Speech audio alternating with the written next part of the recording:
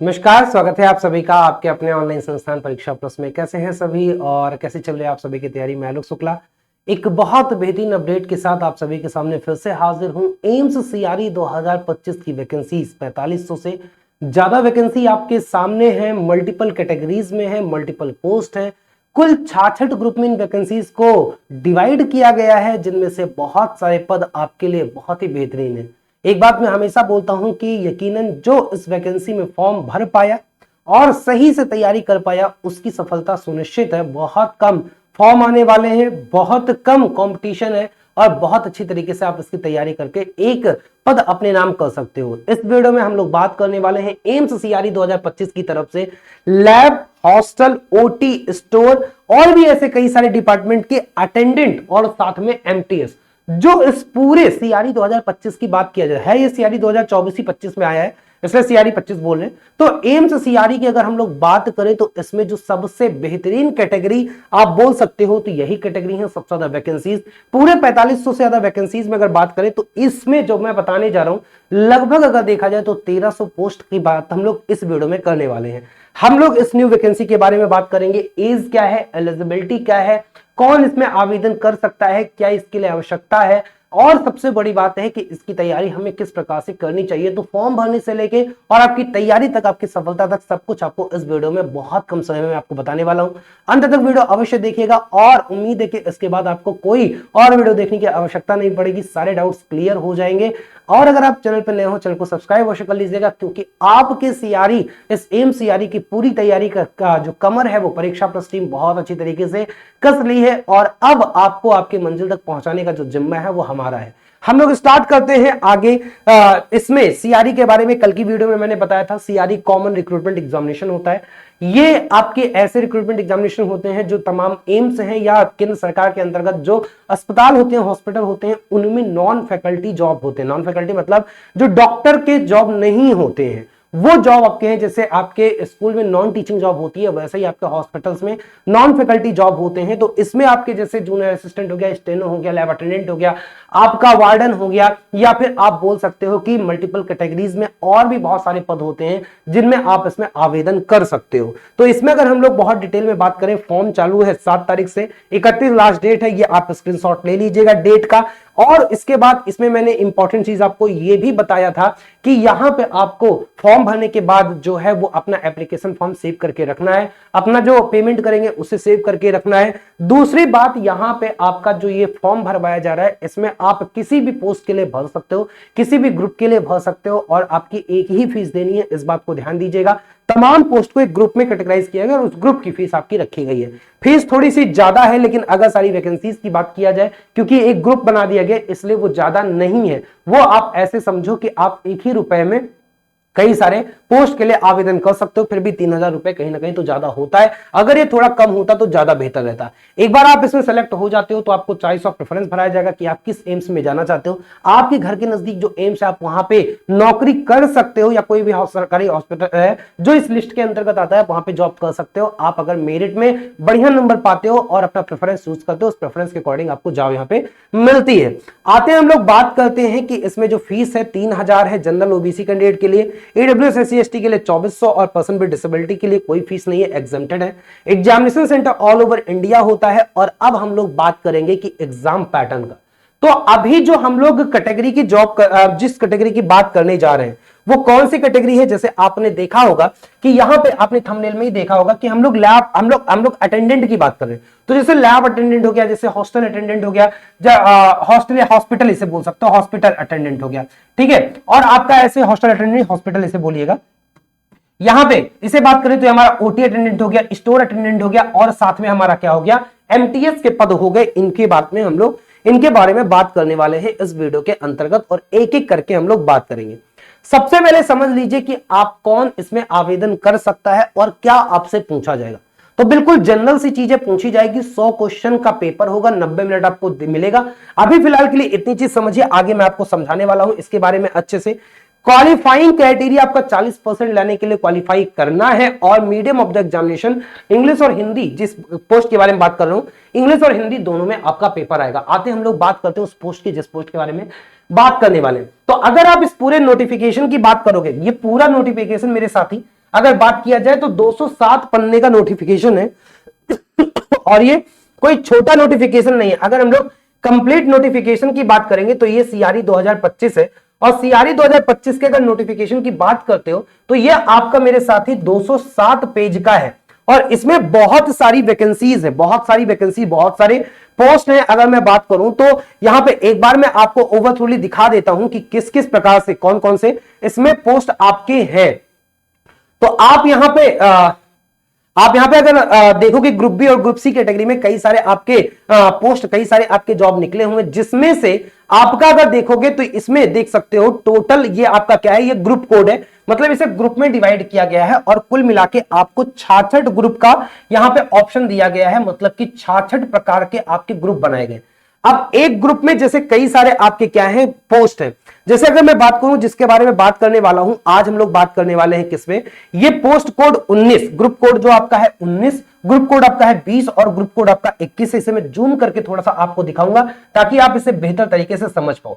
19 में आपका जैसे लैब अटेंडेंट का पोस्ट है, लैब अटेंडेंट के साथ साथ आपका लैब अटेंडेंट ग्रेड 2 में है, लेबोरेटरी असिस्टेंट है, लेबोरेटरी अटेंडेंट ग्रेड 2 है, जूनियर मेडिकल लेबोरेटरी टेक्नोलॉजिस्ट है, लैब टेक्नीशियन है, मेडिकल लेबोरेटरी है, उसके बाद आपका मेडिकल लैब टेक्नोलॉजिस्ट एमएलटी का है, सीनियर टेक्नीशियन का है, टेक्निकल असिस्टेंट का है, ऐसे ही ऑपरेशन थिएटर जो ओटी आईसीयू टेक्नीशियन होते हैं, लेबोरेटरी होते हैं, इनसे संबंधित है।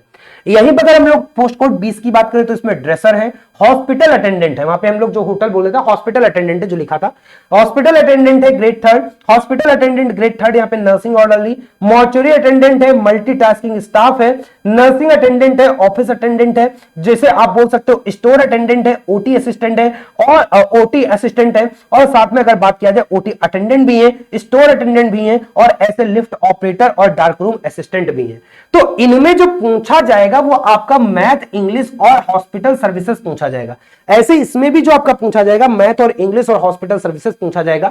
ये आपका 75 क्वेश्चन होगा। अभी बस आप इतना नोट करिएगा, अभी मैं आगे आपको समझाता हूं कि ये 75 क्वेश्चन क्या, और 25 क्वेश्चन आपका अलग से पूछा जाएगा, दोनों मिला के आपका 100 क्वेश्चन पूछा जाएगा। पेपर आपका बाइलिंगुअल होगा। लेकिन उससे पहले हम लोग समझ लेते हैं कि कौन कौन इसमें एलिजिबल है, एलिजिबिलिटी क्राइटेरिया क्या है, उस चीज को समझते हैं। तो वही मैं पोस्ट आपके बारे में बताया। और तीसरा जो आपका पोस्ट है वो तीसरा आपका क्या है, डाइसेक्शन हॉल अटेंडेंट है, और इसकी भी बात करेंगे तो इसमें भी आपका सेम चीज पूछा जा रहा है। अब हम लोग बात करते हैं एक बार, हाँ हम लोग अगर बात करते हैं तो ये आपका क्या हो गया, ये आपका हॉस्पिटल अटेंडेंट का भी हो गया। यहां पर अगर बात करेंगे पहला पोस्ट जो आपका पोस्ट कोड 19, ग्रुप कोड जो आपका 19 है, अगर हम लोग 19 की बात करें तो 19 में आपके मल्टीपल पोस्ट है। जैसे पहला आपका जूनियर मेडिकल लैब टेक्नोलॉजिस्ट है, जिसे हम लोग जेएमएलटी बोलते हैं। तो ये आपका जूनियर मेडिकल लैब टेक्नोलॉजिस्ट ये अलग अलग एम्स में, जैसे आप पहले एम्स बिलासपुर देखिए, ऐसे एम्स दिल्ली में, एम्स पटना में, अलग अलग एम्स में इसकी वैकेंसीज हैं। और इसमें एज लिमिट 18 से 27 मांगी गई है, मतलब कि अगर आप 18 से 27 साल के बीच में तो आप इसके लिए आवेदन कर सकते हो। पे लेवल इसका क्या है, 5 है। पे लेवल 5 मतलब बहुत अच्छा लेवल होता है, ये बात समझिएगा, और 2800 ग्रेड पे के आसपास होता है, इस चीज को ध्यान दीजिएगा। इसमें पूछा क्या है, 10+2 विद साइंस सब्जेक्ट, क्या पूछा है, 10+2 विद साइंस सब्जेक्ट होना चाहिए, मतलब 12वीं में आपका पीसीबी होना चाहिए जो फिजिक्स केमिस्ट्री बायो वाले बच्चे हैं। और क्या होना चाहिए, आपका एमएलटी में डिप्लोमा होना चाहिए, मेडिकल लेबोरेटरी टेक्नोलॉजी होता है, यहां से आपका क्या होना चाहिए, डिप्लोमा होना चाहिए। अगर आप डिप्लोमा हो तो आपका 1 साल का एक्सपीरियंस होना चाहिए, वो भी 100 बेडेड हॉस्पिटल में, जिसे 100 सैया अस्पताल बोलते हैं। और अगर आपके पास एक्सपीरियंस नहीं है तो आपको परेशान होने की जरूरत नहीं है। आप अगर 10+2 किए हो किससे, पीसीबी से, साथ में आप क्या किए हो, आप बीएससी एमएलटी किए हो, तो देखा जाए तो बहुत सारे बच्चे बीएससी एमएलटी से करते हैं जो पीसीबी वाले स्ट्रीम वाले होते हैं, तो वो सारे ही बच्चे यहां पे एलिजिबल हैं। तो ये आपका एक प्रकार का कैटेगरी है। मैं आपको इसमें बाकी सारे बता रहा हूं, बाकी सारे बताऊंगा कि कौन कौन इसमें क्या है, एलिजिबल है, कितने सारे पोस्ट है। तो पोस्ट कैटेगरी हम लोग किसकी बात करेंगे, हम लोग 19 और 20 की बात करेंगे। किसकी बात करेंगे, 19 और 20 की बात करेंगे। तो ये तो पोस्ट कोड आपका 35 आ गया, ग्रुप कोड। हम लोग 19 और 20 और 21 की बात करेंगे, क्योंकि ये बहुत लंबा है, 207 पेज है, तो एक बार में समझना इसका बहुत मुश्किल होता है। इसमें थोड़ा सा पेशेंस के साथ समझिएगा। कुछ बच्चे कहते हैं कि इतनी लंबी वीडियो बना दी इतनी इससे बात के लिए, तो बेटा मैं आपको बता दूं कि 207 पेज का आपका अगर नोटिफिकेशन पढ़ने चले जाओगे ना, तो 1 घंटा केवल आपका नोटिफिकेशन पढ़ने में चला जाएगा और समझने में इसमें काफी समय चला जाएगा। इसलिए बहुत पेशेंस के साथ इस वीडियो को आप देख लोगे तो ज्यादा आप इसे आसानी से समझ पाओगे, जो मैं आपको समझाने वाला हूं। अब आप शुरू से एक चीज को बहुत अच्छे से समझिए। जैसे मैंने आपसे बोला कि जो हमारा ग्रुप कोड 19 है, ग्रुप कोड 19 में भी बहुत सारे पोस्ट हैं, बहुत सारे पोस्ट। तो आपको जैसे लगा कि 3,000 रुपए हमें केवल एक पोस्ट के लिए देना है, नहीं, 3,000 रुपए जो आपका फॉर्म भरवाएगा वो एक पोस्ट के लिए नहीं, वो मल्टीपल पोस्ट के लिए, जहां जहां पे आप एलिजिबल हो उन सब के लिए आपका भरवाएगा। ये 19 आपका पोस्ट कोड 19 है। तो आप देखो कि उस 3,000 रुपए में आप किसमें लैब अटेंडेंट, लेबोरेटरी, इन सारे पदों पे क्या कर सकते हो, फॉर्म भर सकते हो और सभी पे आपका सिलेक्शन होगा। जिसमें सबसे ज्यादा जो वैकेंसीज हैं आप बात किया जाए वो आपका जूनियर मेडिकल लैब टेक्नोलॉजिस्ट की हैं। लगभग अगर बात किया जाए टोटल इस 19 या एक ग्रुप है और इस ग्रुप के अंतर्गत आपके क्या है, ये इतने सारे पोस्ट हैं और इतने सारे पोस्ट अलग अलग एम्स में है, तो कुल मिला के आपके पास 70-80 पोस्ट देखने को मिलते हैं अलग टाइप के। और अगर टोटल वैकेंसीज की बात किया जाए तो ग्रुप बी में लगभग आपके पास 630 प्लस वैकेंसीज आपको यहां पे देखने को मिलती हैं। इस चीज को ध्यान दीजिएगा, 630 प्लस वैकेंसीज आपको कहां पे देखने को मिलती हैं, केवल इस वाले ग्रुप में। और इस ग्रुप में जो सबसे ज्यादा वैकेंसी देखने को मिलती है, लगभग 450 प्लस वैकेंसी आपको कहां पे देखने को मिलती है, आपको जूनियर मेडिकल लैब टेक्नोलॉजिस्ट में देखने को मिलती है। जो लेवल 5 की जॉब है, 18 से 27 आपका क्या है, एज मांगा हुआ है। और ये अलग अलग, जैसे एम्स बिलासपुर, एम्स दिल्ली हो गया आपका, यहां पे जैसे CAPF IMS में हो गया, या फिर आपका ESIC में हो गया, ये अलग अलग जो आपके इंस्टीट्यूट है, ESIC में हो गया, इन सब में आपका क्या मांगा है, इन सब में आपका सेम कैटेगरी के पोस्ट हैं और सब में आपका क्या मांगा है, 18 से 27। कई जगह पे आपका 18 से 25, जैसे ESIC महाराष्ट्र में 18 से 25 ही मांगा है। तो ये चीज भी ध्यान दीजिएगा, जरूरी नहीं है कि अगर आप 18 से 27 के हो तो सारे पोस्ट के लिए एलिजिबल हो, लेकिन अगर आप 18 से 25 हो तो सारे पोस्ट के लिए क्या हो, एलिजिबल हो। इस चीज को आप ध्यान दीजिएगा। तो कुछ बच्चे इसमें क्या हो सकते हैं, इस ग्रुप के सारे पोस्ट पे भी एलिजिबल हो सकते हैं, कुछ बच्चे उसमें कुछ ही पोस्ट पे एलिजिबल हो सकते हैं। ये डिपेंड करता है कि वो पर्टिकुलर जो आपका एम्स है या हॉस्पिटल है वो कौन सी कैटेगरी रखता है, तो इसलिए इसकी कैटेगरी इन्होंने अलग अलग किया है। हालांकि सब आपका क्या है, लेवल 5 का जॉब है, जो 29,200 से लेकर 92,300 पे मैट्रिक्स पे चलता है, जिसमें मैक्सिमम में आपका 12 क्लास में जो होना चाहिए वो PCB होना चाहिए और आपका क्या होना चाहिए, डिप्लोमा होना चाहिए MLT से, या फिर अगर नहीं है ऐसा तो आपके पास क्या होना चाहिए, आपके पास बैचलर डिग्री होना चाहिए, किसमें, MLT में, किसमें, जूनियर मेडिकल लेबोरेटरी टेक्नोलॉजी में।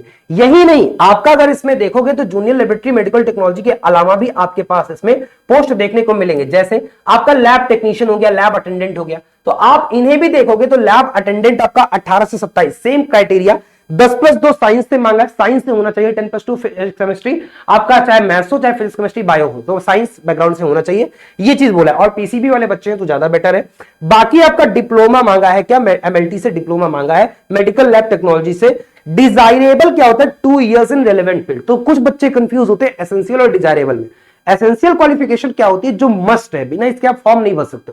और डिजायरेबल होता है अधिमानी अर्हता, मतलब कि अगर 2 बच्चे सेम नंबर पा रहे हैं तो जिनके पास ये वाला होगा, उनके पास 2 साल का एक्सपीरियंस भी होगा, उन्हें ज्यादा प्रायोरिटी दी जाएगी। तो डिजायरेबल आपके फॉर्म भरने या एलिजिबिलिटी पे कोई क्वेश्चन मार्क नहीं होते, वो सिलेक्शन में आपका पद पाने में कई बार क्या होते हैं, फायदा करते हैं, लेकिन हमेशा नहीं, शायद 1 या 2% का केस बनता है, 99% का केस ऐसा नहीं बनता है। तो ये ध्यान दीजिएगा, आप केवल एसेंशियल पे दिमाग लगाया करिए, डिजायरेबल पे दिमाग मत लगाया करिए फिलहाल इनिशियल डेज में, इनिशियल आपके जो फॉर्म भरना हो तो लैब अटेंडेंट ग्रेड 2 हो गया, लैब अटेंडेंट ग्रेड 2 में आ गया, जैसे अलग अलग एम्स में आ रहा है, लैब टेक्नीशियन हो गया, साथ में अगर बात किया जाए लेबोरेटरी असिस्टेंट हो गया, मेडिकल लेबोरेटरी टेक्नोलॉजिस्ट हो गया। तो ये अलग अलग पोस्ट आपका एक ही ग्रुप में किया गया है, मतलब आप एक ग्रुप का फॉर्म भरोगे तो आप इन सारे पेपर आपको एक देना है।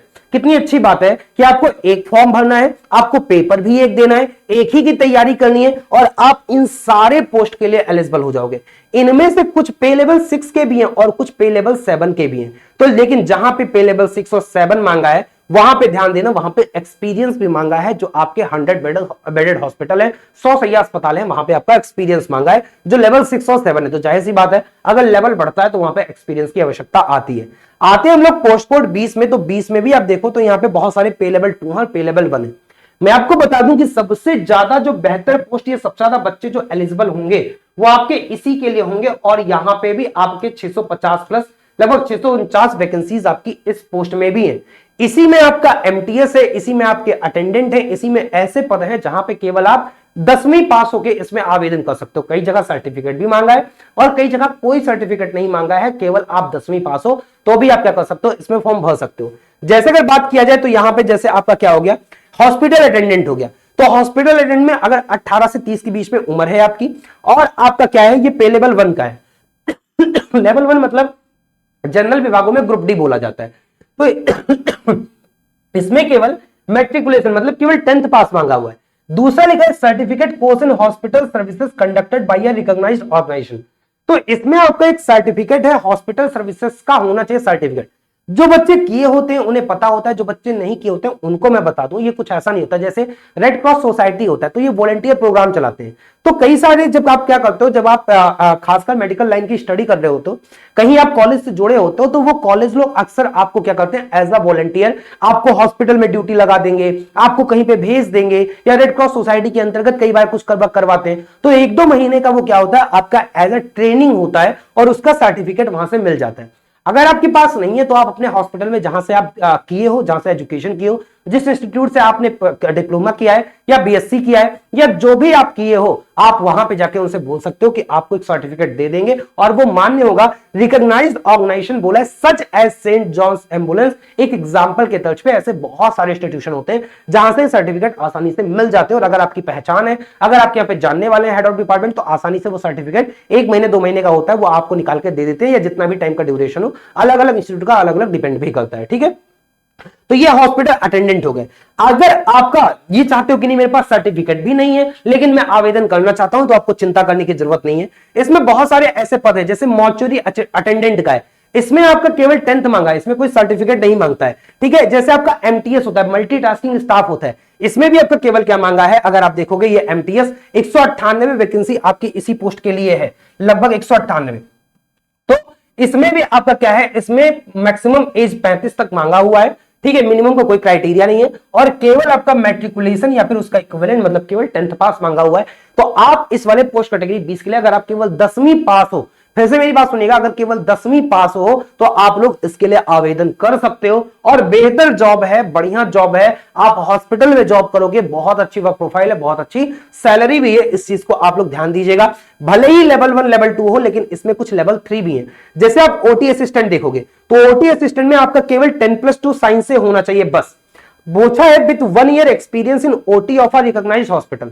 तो अगर आप 12th किए हो और आपके पास ये नहीं है, कहीं नहीं किए, तो कोई बात नहीं, एक्सपीरियंस सर्टिफिकेट अक्सर हॉस्पिटल से बन जाते हैं, आपको बस एक लिंक की जरूरत होती है। इसे आप अदरवाइज मत लीजिएगा, क्योंकि छात्र हित में मैं हमेशा इस बात को बोलता हूं, और आप में चाहता हूं अगर आप थोड़े से प्रयास से, आपके घर में आपके रिलेटिव में कोई ऐसा होगा जिनका हॉस्पिटल में कोई ना कोई टच होगा या हॉस्पिटल में कोई ना कोई काम करने वाला होगा, तो उनसे आप बोलो कि यार मुझे बस एक एक्सपीरियंस का सर्टिफिकेट चाहिए। हर हॉस्पिटल जो होता है उनका जो लेटर पैड होता है वो लिख के दे देंगे कि हाँ भाई ये आप हैं, इन्होंने क्या किया है, 1 साल हमारे यहाँ काम किया है, काम बस खत्म, उसका कोई प्रूफ नहीं चाहिए, और बस आप केवल 12th पास हो तो आपका ओटी असिस्टेंट वाले पदों पे क्या कर सकते हो, भर सकते हो। तो ये लेवल 3 की जॉब है, आप सोचो केवल 12वीं पास लेवल 3 की जॉब है, और बेहतर आपके पास अपॉर्चुनिटी है।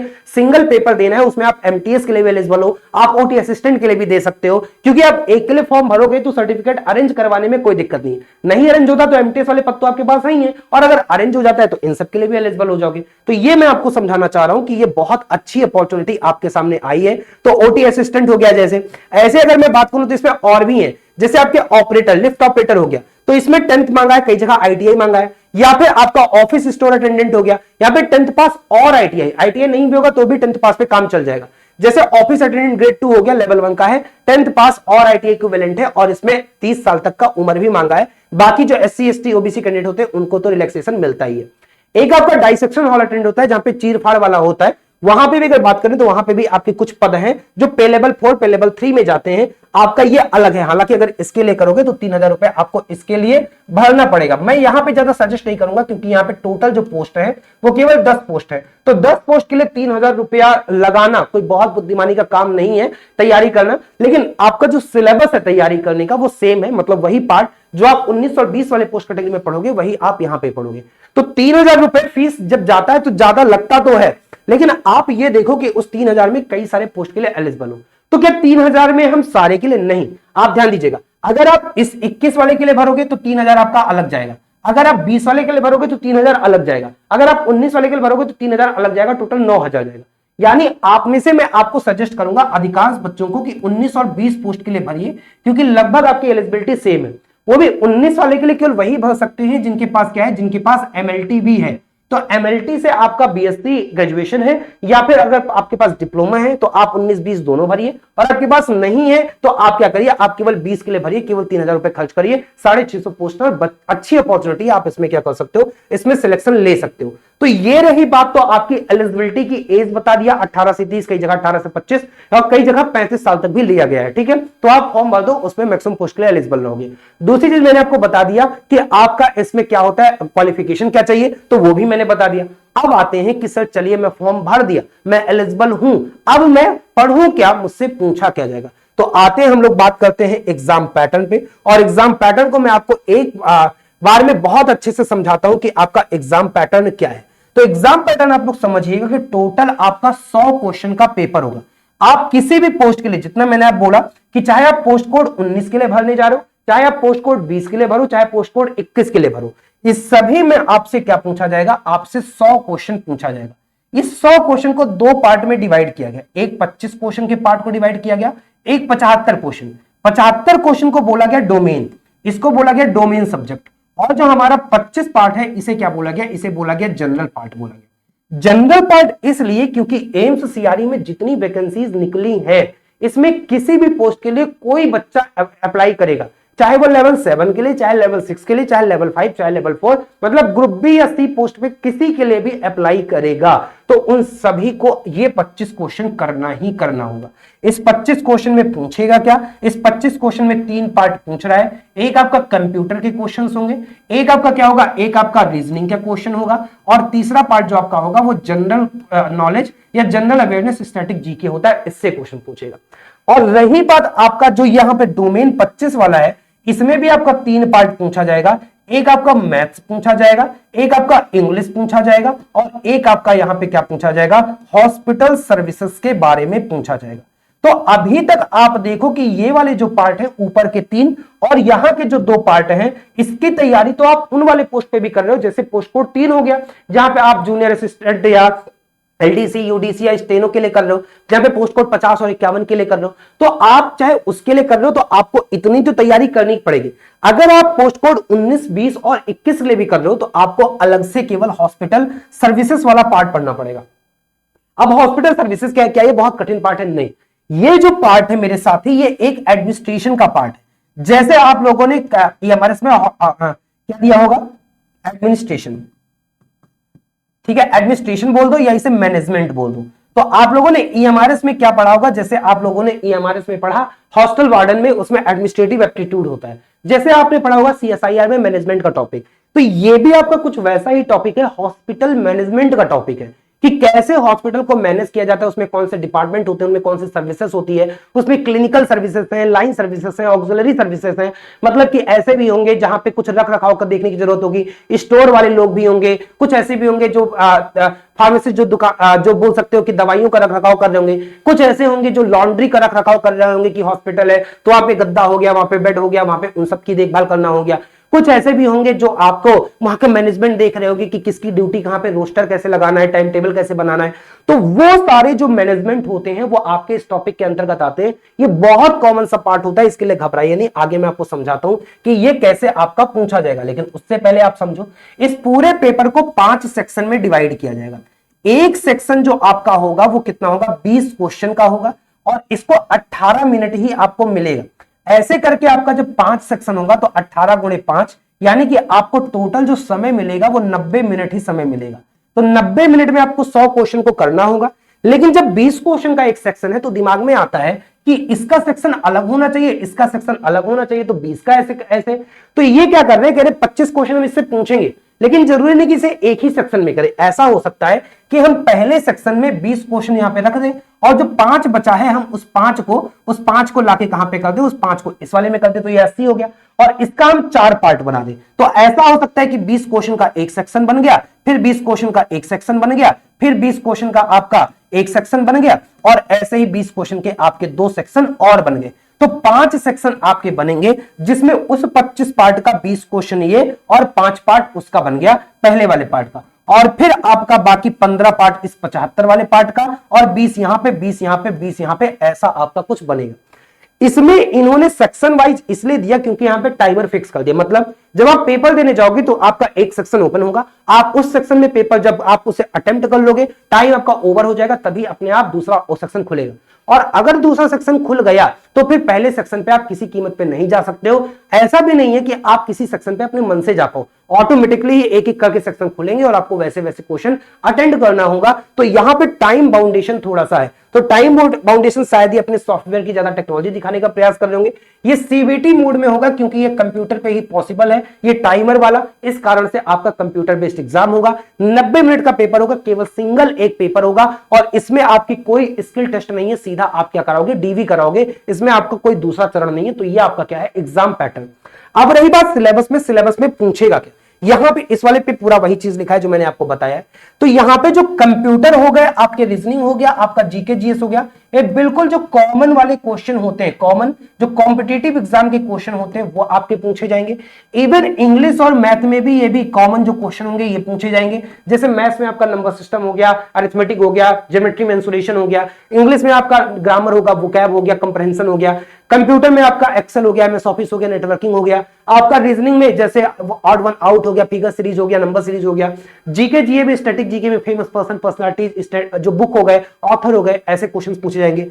हॉस्पिटल सर्विसेज वाला पार्ट में थोड़ा सा पेचीदा लग रहा है, तो यहां पे मैं आपको समझा दे रहा हूं कि यहां पे क्या पूछा जाएगा। इसके लिए भी आप बिल्कुल परेशान मत हो। तो उसके लिए मैं पहले आपको बता दूं कि जो आपका जो पोस्ट कोड 19 है, पोस्ट कोड 19 के लिए कुल 633 वैकेंसी है, जिसमें 467 वैकेंसी आपका किसके लिए है, आपका एमएलटी वाले का, जो आपका क्या है, जेएमएलटी है, जूनियर एमएलटी जो आपका है, इसके लिए जूनियर मेडिकल लैब टेक्नोलॉजिस्ट के लिए 467 पोस्ट है। अगर आपके पास आपने एमएलटी डिप्लोमा है या फिर आपके पास एमएलटी से बीएससी है तो आपके पास बहुत बढ़िया अपॉर्चुनिटी है। और पोस्ट कोड अगर 20 की बात करें, जिसमें आप केवल 10th पास हो, 10th पास हो या 12th पास हो, ऐसे मैक्सिमम के लिए, या अगर आप कहीं से सर्टिफिकेट एक्सपीरियंस वाला भी अगर ऑर्गेनाइज कर लेते हो तो आप 649 पद के लिए, वरना केवल 198 पद तो केवल एमटीएस का है। और ऐसे अगर मैं जैसे ओटी असिस्टेंट बताया, इन सबके पद को जोड़ लो तो आप इस 649 में से 400 साढ़े 400 पद केवल आप बिना सर्टिफिकेट वाले पोस्ट के लिए एलिजिबल रहोगे। तो ये बहुत बढ़िया बात है। तीसरी अगर बात किया जाए तो जैसे मल्टीटास्किंग स्टाफ मैंने बोला ना, 198 पद इसी का है केवल।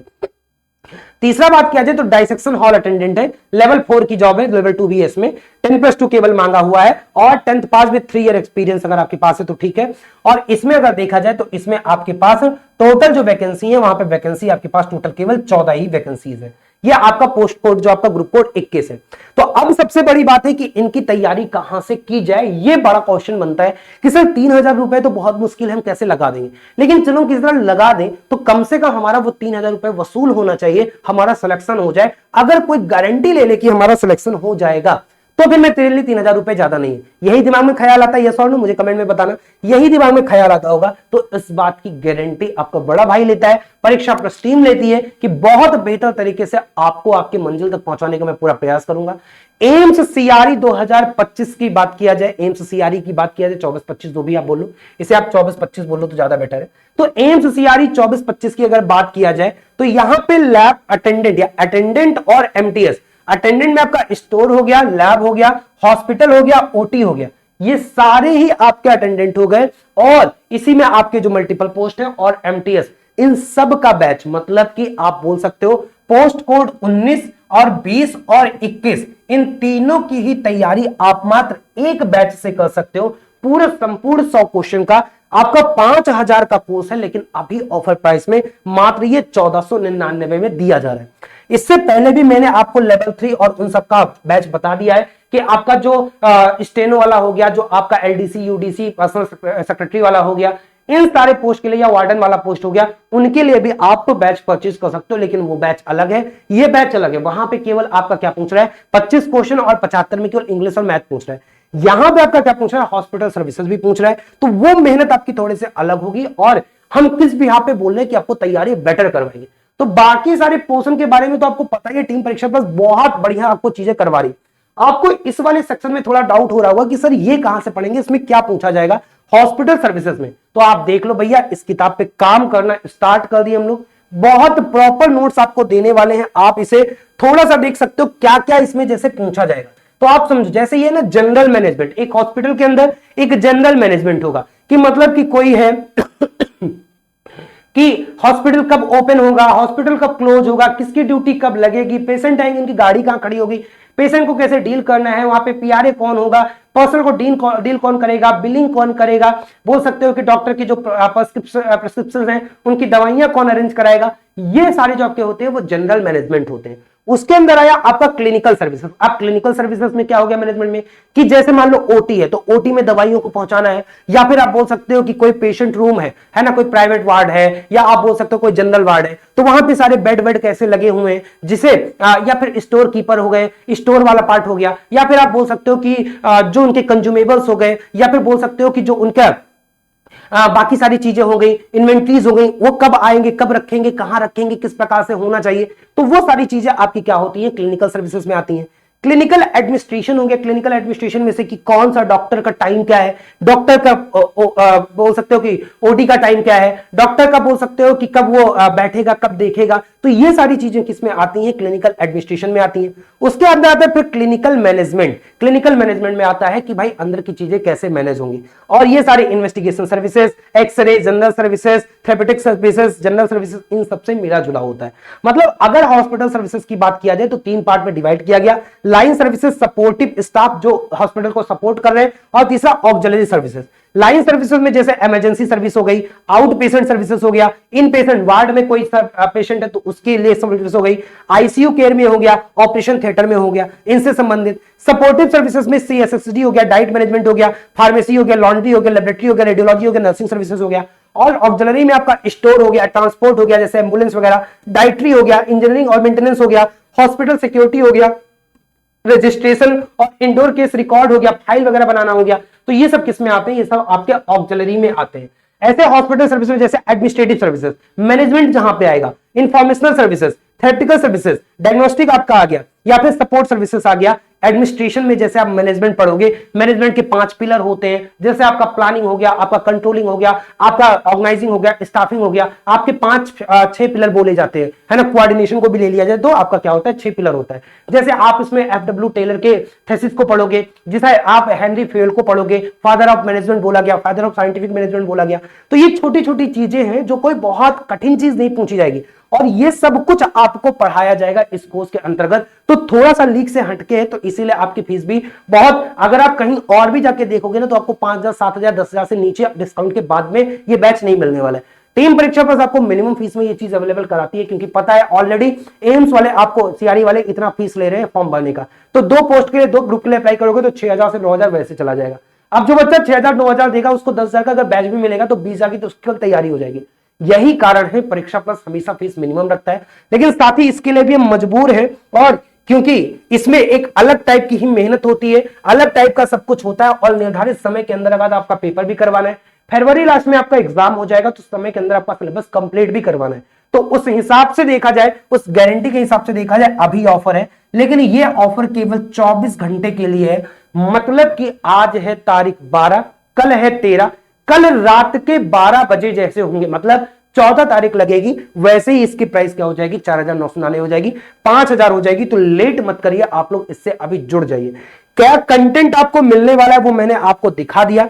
फिर भी आपको लगता है कि नहीं सर हमें ये दिखा दीजिए किस प्रकार से होगा, तो आपने देखा होगा ये यहां पे, अगर इसको देखा जाए तो इस नोट्स के अकॉर्डिंग यहां पे देखो ये कंप्लीट, अगर हम लोग ये नोट्स देखें, ये अस्पताल प्रबंधन प्रणाली हो गया, तो इसके बिहाफ पे पूरा आपका कंप्लीट, ये एनसीईआरटी में आप पार्ट ये सब पढ़ते हो, तो उसके बिहाफ पे पूरा नोट्स आपको तैयार कराए जाएंगे कि हॉस्पिटल क्या है, हेल्थ केयर सिस्टम्स क्या होते हैं, डिलीवरी सिस्टम क्या होते हैं, आपका क्या होता है, पब्लिक हेल्थ सेक्टर क्या होता है, प्राइमरी हेल्थ सेक्टर हो गया, हॉस्पिटल्स और हेल्थ सेंटर्स हो गए, लेवल ऑफ मेडिकल केयर हो गया, प्राइमरी केयर लेवल हो गया, सेकेंडरी हो गया, क्वार्टरी हो गया, मीनिंग ऑफ हॉस्पिटल, हॉस्पिटल का मतलब क्या है, हॉस्पिटल की कंपोनेंट क्या है, क्लिनिकल और नर्सिंग हो गया, सपोर्ट सर्विसेज हो गए जिसमें नॉन क्लिनिकल और जनरल ड्यूटी असिस्टेंट हो गया, अदर सर्विसेज में जैसे पर्सनल फाइनेंस मैनेजमेंट सर्विसेज हो गए।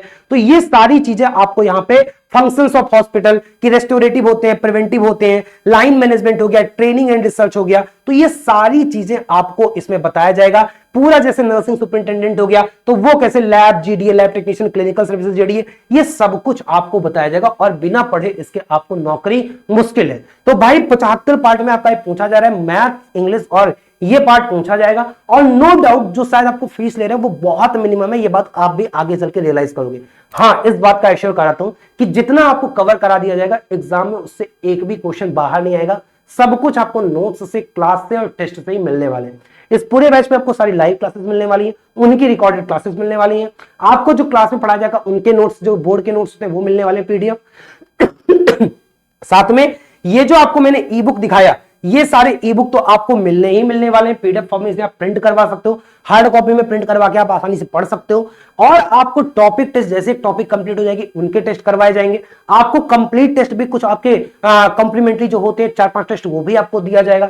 तो complete A to Z solution आपको यहाँ पे दिया जा रहा है। इससे ज्यादा आपको कुछ भी सोचने की जरूरत नहीं है, इससे ज्यादा आपको कुछ भी पढ़ने की जरूरत नहीं है। अगर आप केवल इतना पढ़ लेते हो तो आपका सिलेक्शन गारंटीड 100% क्या है, तय है।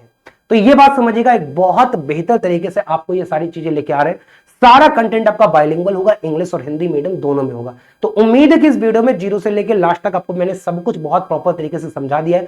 इसके अतिरिक्त आपको कुछ भी अगर दिमाग में डाउट आता है तो आप मुझसे कमेंट बॉक्स में पूछ सकते हो। चैनल पे नए हो सब्सक्राइब अवश्य कर लीजिएगा। और कोर्स से कैसे जुड़ सकते हैं, तो कोर्स से जुड़ने के लिए परीक्षा प्लस ऐप की लिंक इसी वीडियो के डिस्क्रिप्शन में सबसे ऊपर है।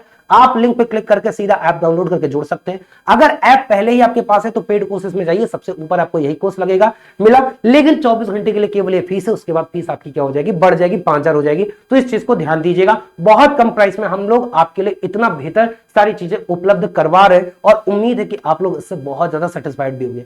तो भाई देर मत करिए, बहुत अच्छी अपॉर्चुनिटी है, बहुत अच्छा चांस है। फॉर्म के आवेदन बहुत कम आएंगे, कंपटीशन बहुत कम होता है। और अगर आपने सही दिशा में, सही गाइडेंस के अंदर पढ़ लिया तो निश्चित रूप से आपका सिलेक्शन हो जाएगा। इस वीडियो में बस इतना ही, फिर मिलूंगा। बहुत बहुत धन्यवाद सभी का।